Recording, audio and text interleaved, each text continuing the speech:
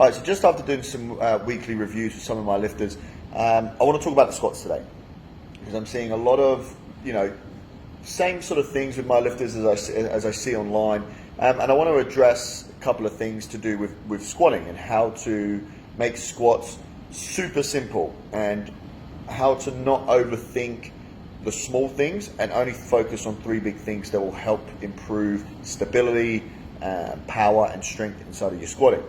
So think about it like this. If you're someone who squats and has been getting stronger, you've no doubt heard of the cue like screw your feet into the floor, or the one that I use, turn your quads away from each other. For those who and I didn't know this for a long time, is why do we use those cues? Why do people say screw your feet into the floor? And a lot of people think it's to do with their feet, to create stability within the feet.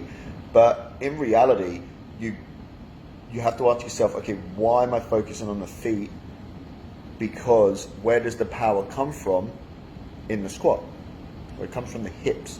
So when you're hearing the cue, screw your feet into the floor or rotate your quads away, what you're actually doing there is creating stability in the hips themselves. So you think about it, instead of thinking about individual muscle groups like the quads, glutes, hamstrings, adductors, what you want to do is be able to stabilize at the hips by making sure all those muscles are contracted and stabilizing the joint, so that as you're trying to push out of the hole at the movement's end range of when you're in the hole and trying to come up, you're using those cues of screwing the feet into the floor, rotating the quads away from each other to generate the power from the hips, and so it can move straight up. Now you've got to think about next, so that's step one, generating power from the hips. The power in the squat comes from the hips.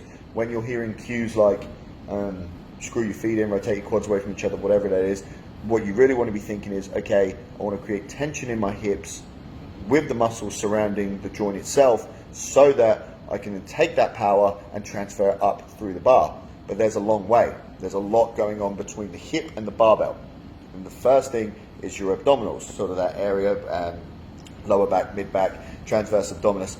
What you're looking to do there is take the power from the hips and up through that area. And if you think about it, what's in that area? Well, it's the spine. You've got all these little joints on top of one another. So you want to make sure that that is fixed. So the next thing you're thinking about is bracing. Everyone's heard of bracing, but what do you do and how do you create a strong enough brace so that the power that's coming from the hips, as it's coming up through the abdominals, making sure that no energy's leaked? Well, the way I want you to think about it is do this. This can be quite interactive.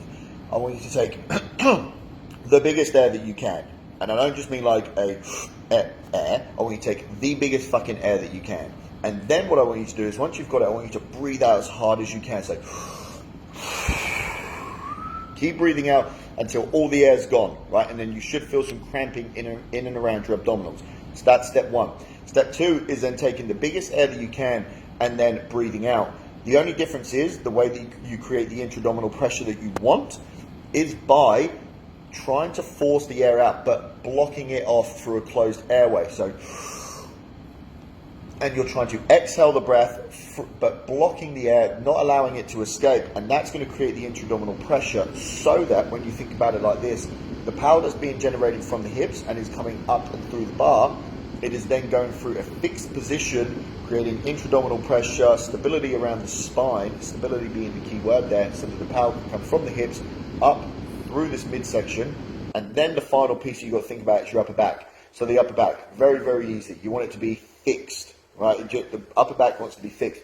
Really good way of fixing your lower back into the barbell, because it is the final structure at which the force that you generate has to go through before it goes out of the bar, is just simply think about the best cue that I've heard for it, the way that I now coach it, is lat pull down yourself under the bar. So what you're doing there is you're creating scapular retraction, depression, keeping your spine neutral, and you're keeping your shoulders in a fixed position. You're keeping the upper thoracic in a fixed position and neutral. And then once that is done, once you have lat pulled down yourself in, and you've just sort of pushed your elbows up slightly, just to create a shelf on which the bar can sit on, that's it, that's fixed. You don't then want that to move, you don't want that to come loose. So the three things that you want to think about in your squatting, guys, and ways to they're almost like, I had a really, really good way of explaining it the other day. They're like the master cues that everything else is then built upon. Is where do you generate power? It's at the hips in the squat. So you want to rotate your quads away from each other or screw your feet into the floor. But what you're really trying to feel is tension built up around those muscles to stabilize the hips. From there, take the biggest air that you can and then try to exhale that breath, but through a closed airway to create intra-abdominal pressure. And then finally, which is almost like the first thing you'll do, is as you're pulling yourself in and under the bar, think about doing a lat pull down. And then once the bar is in the position on your back, just bring your elbows up ever so slightly.